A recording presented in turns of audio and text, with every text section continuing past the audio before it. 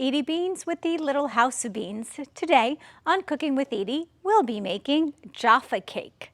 What's Jaffa cake? Well, it's an orange and chocolate inspired cake. A few years back, Stu and I hosted a foreign exchange student named Shoshana.